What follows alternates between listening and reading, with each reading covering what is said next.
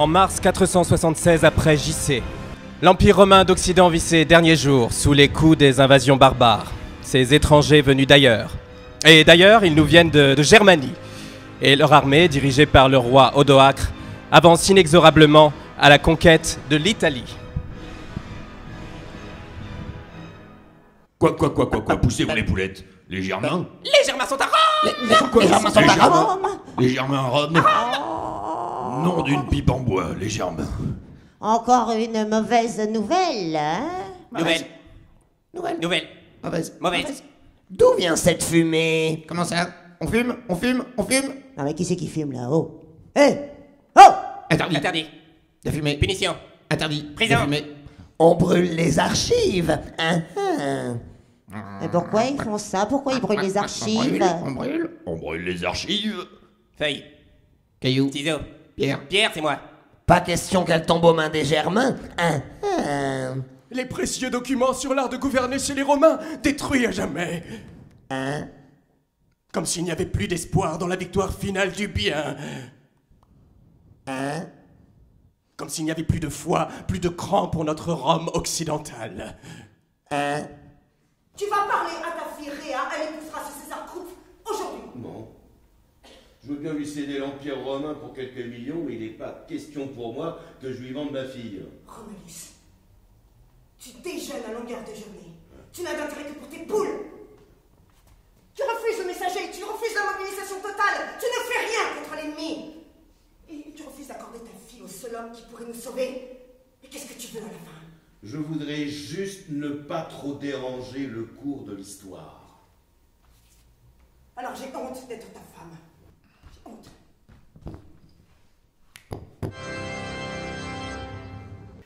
L'empereur ne donne pas son consentement à ce mariage. Tu ne peux pas empêcher ce qui seul peut sauver ta patrie. Et ma fille se soumettra à la volonté de l'empereur. Un empereur qui doit les comptes à Rome. Non, l'empereur ne doit de compte à personne. À moi, tu dois les comptes. Qu'est-ce que tu veux savoir? Dis-moi la vérité. Qu'as-tu entrepris pour que ton peuple ne tombe pas aux mains des Germains? Rien. Qu'as-tu entrepris pour que Rome ne soit pas souillée comme on m'a souillé? Rien. Et comment vas-tu justifier?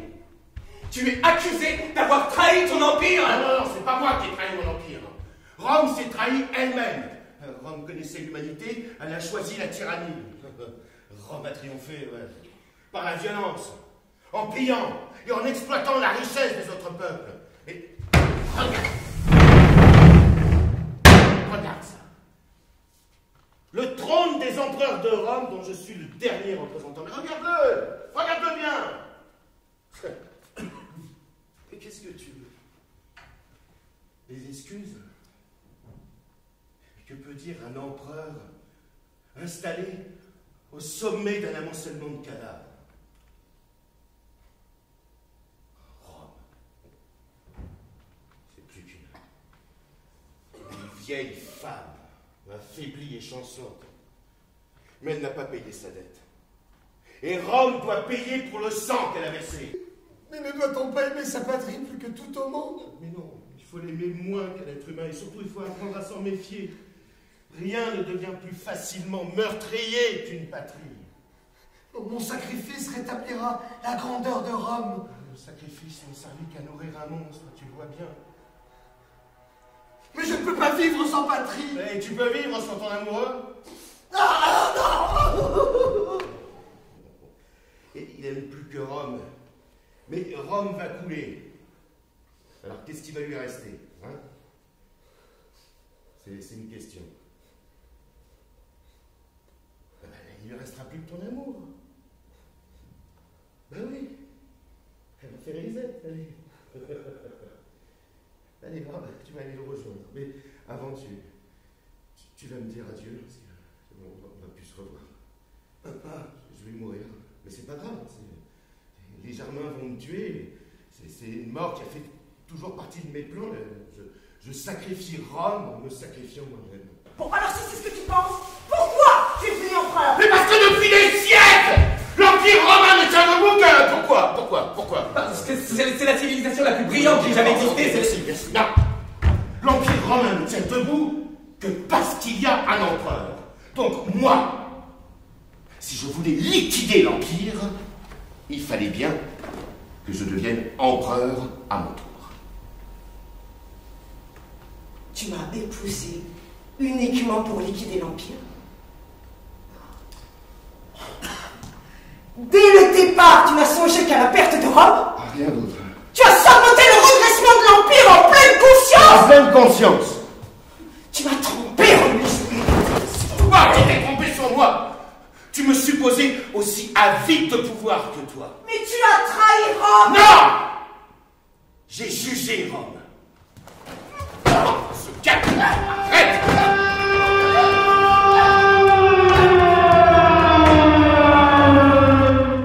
L'impératrice.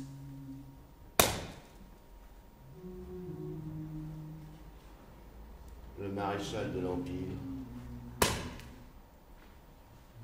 Tullius Rotondus. Le cuisinier.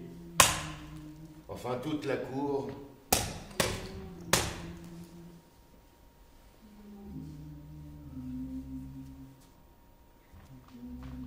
Ils sont tous les ça. J'aurais bien dit de faire attention avec ce radeau.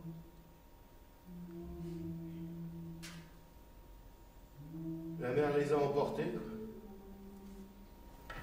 Les Germains vont me tuer. Et c'est bizarre, mais jamais je n'ai été plus tranquille, plus gai, aujourd'hui que tout est fini. Moi, je vais prendre mon petit déjeuner. Je vais mourir comme j'ai vécu. Je ne suis pas venu pour te tuer, empereur de Rome. Je suis venu pour me soumettre à toi, avec tout mon peuple. Comment ça? Comment ça? Mais t'as vu mon neveu? Il s'appelle Théodoric. Conduite irréprochable, il ne boit que de l'eau, dort à même le sol. Tous les matins, il fait du maniement d'armes. Même maintenant, il doit être en train de faire de la gymnastique dans le vestibule. Il est en train de contaminer tout mon peuple. Il incarne l'idéal des Germains, il rêve de dominer le monde, et le peuple rêve avec lui. On a voulu changer les choses, on n'y est pas arrivé. Acceptons notre destin d'homme politique raté. Essayez de mettre un peu de sens dans ce non-sens. Administre ce monde le mieux possible. Offrons la paix aux Romains et aux Germains. Non, non, non!